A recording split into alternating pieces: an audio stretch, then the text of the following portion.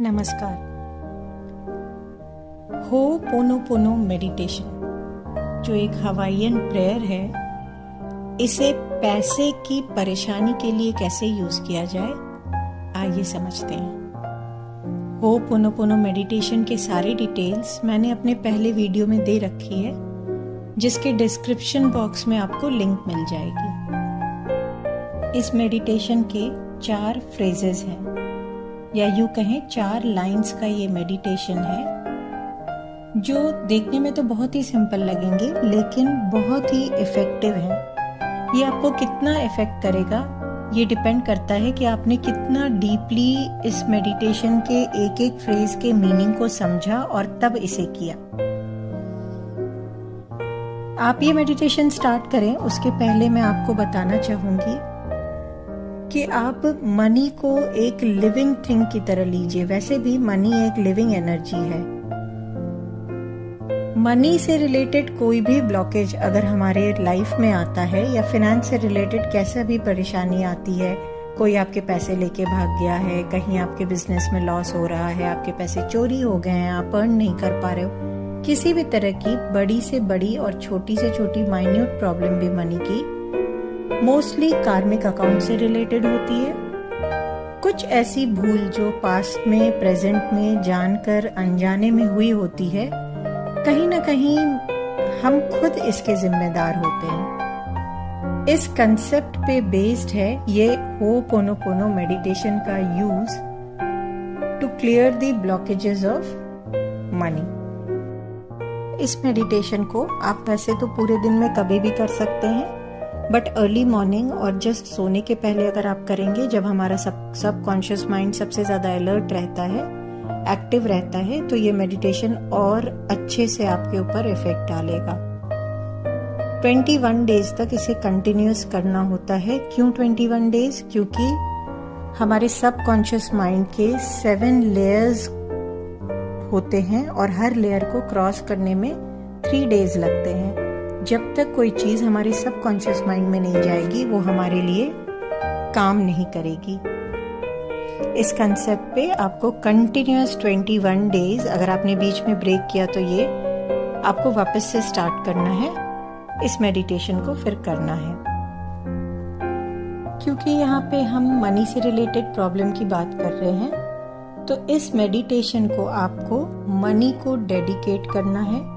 इसे करने के लिए आप हाथ में कोई भी एक नोट ले सकते हैं, आप अपना विजिटिंग कार्ड ले सकते हैं। प्रेफरेबली आप एक नोट लीजिए और उसे देखकर ये मेडिटेशन कीजिए, तो बहुत इफेक्टिव रहेगा। और ये मेडिटेशन करने के पहले आप इसमें अपनी इंटेंशन डालिए कि as if you are talking to that note, एक लिविंग थिंग से आप बात कर रहे हो, ऐसी अपनी इंटेंशन डालिए और फिर इसके फ्रेजेस को रिपीट कीजिए।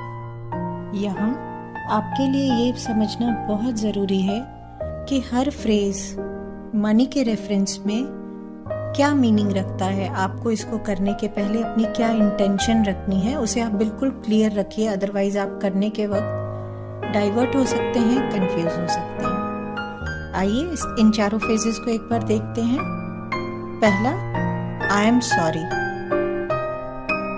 जब आप इसे करेंगे या अभी सुनते ही आपको ये लगा होगा कि मैं क्यों सॉरी, कि कोई अगर मेरे पैसे लेके भाग गया, या किसी ने मुझे चीट किया, या इंटेंशनली मेरे पैसे चोरी कर लिया, तो मैं क्यों सॉरी बोलूं।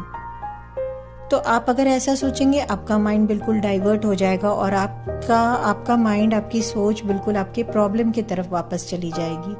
तो ये मेडिटेशन आपको इफेक्ट नहीं करेगा। यहाँ इसके पहले आपको ये समझना जरूरी है कि सॉरी आप किसी इंसान से नहीं बोल रहे हैं, सॉरी आप यूनिवर्स को बोल रहे हैं, या उस पर्टिकुलर मनी को बोल रहे हैं, पैसे को आप सॉरी बोल रहे हैं। हो सकता है कभी आपका कोई कार्मिक अकाउंट हो जिसकी वजह से आज ये प्रॉब्लम आई है।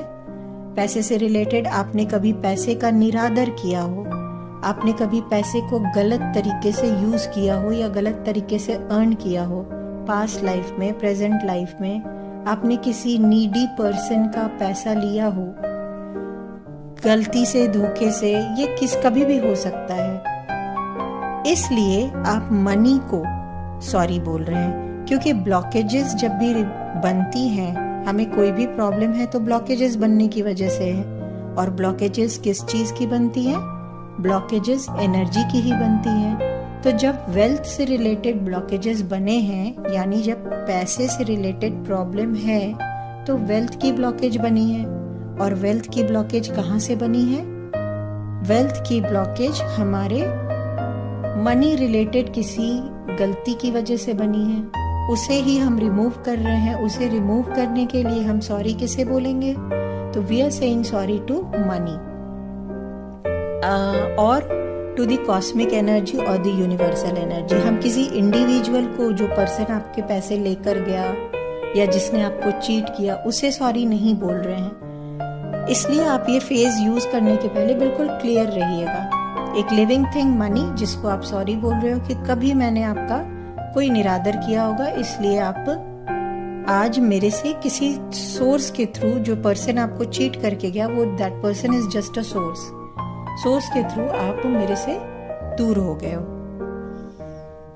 यहाँ ये समझिए कि माँ लक्ष्मी है। Money is what? Money is माँ लक्ष्मी। माँ लक्ष्मी वहीं पे तो रहेंगी, वहीं पे आएंगी ना जहाँ पे उन्हें प्यार और रेस्पेक्ट मिलेगा।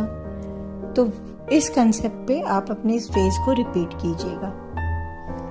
Now the next phase is please forgive me.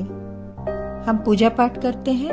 हर आप कोई भी कास्ट ले लीजिए, कोई भी रिलीजन ले लीजिए, उसमें किसी भी तरह का वर्शिप करें, क्षमा याचना एक इम्पॉर्टेंट पार्ट होता है। वैसे ही हो सकता है आपने कभी बेईमानी से पैसा लिया हो, कमाया हो, या कुछ ऐसा किया हो कि money as a living thing को आपने हर्ट किया हो, वेल्थ एनर्जी को आपने डिस्टर्ब किया हो, और इसलिए आज आपके साथ ये प्रॉब्लम आ गई है।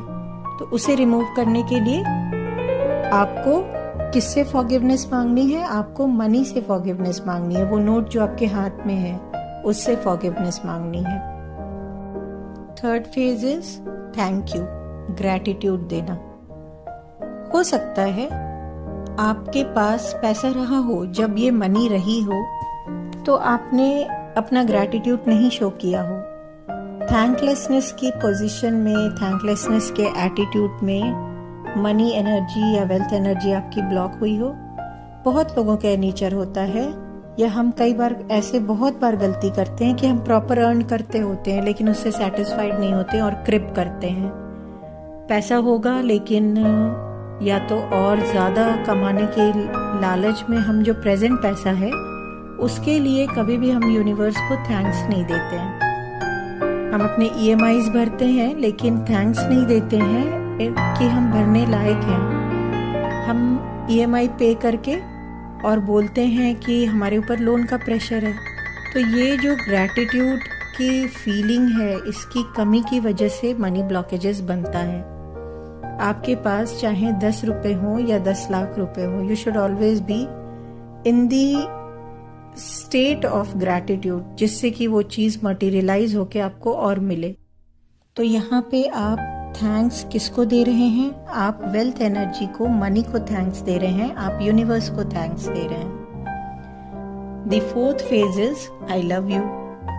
प्यार दिखाना बहुत जरूरी है। अगर आप पैसे को प्यार नहीं दिखाएंगे, जैसे हम माँ लक्ष्मी की पूजा करते हैं, उन्हें जब तक अपना अफेक्शन और लव नहीं शो करते हैं, वो हमारे घर नहीं टिकेंगी, रुष्ट होके चली जाएंगी। वैसे ही money as a living thing, उसको आपको लव एनर्जी दिखानी पड़ती है। तभी वो जहाँ जहाँ मार्केट में जाएगा, जहाँ जहाँ आप उसे इन्वेस्ट करोगे, वो आपके लव एनर्जी से अट्रैक्ट होकर वापस आएगा और डबल ट्रिपल होकर वापस आएगा। इसलिए आप ये फेज, आप अपनी वेल्थ एनर्जी को बोल रहे हो। तो ये कंसेप्ट्स हैं जिनके बेस पे आप अपने वेल्थ ब्लॉकेजेस को एक मेंटल डिटॉक्सेशन की प्रक्रिया के थ्रू क्लियर कर सकते हैं। होपोनोपोनो मेडिटेशन बहुत ही इफेक्टिव मेडिटेशन है। इसे आप चाहे मनी के रेफरेंस में यूज करो, रिलेशन के रेफरेंस में यूज कीजिए, किसी भी तरह का कार्मिक अकाउंट रिमूव करने में यूज कीजिए। आपकी इंटेंशन, आपकी इन फेजेस की समझ और इस मेडिटेशन पे ट्रस्ट डिसाइड करेगी कि ये मेडिटेशन आपके लिए कितना इफेक्टिव है। आप इसे ट्राई करके देखें। जब भी स्टार्ट करेंगे 21 कंटिन्यूअस डेज तक इसे ज़रूर करना है। आई होप आपको होपोनोपोनो मेडिटेशन की concept in reference to money समझ में आया होगा और आप इसे यूज करेंगे और अपनी डे टू डे प्रॉब्लम्स को अपने आप ही सॉल्व कर लेंगे। मुझे सुनने के लिए आपका दिल से धन्यवाद।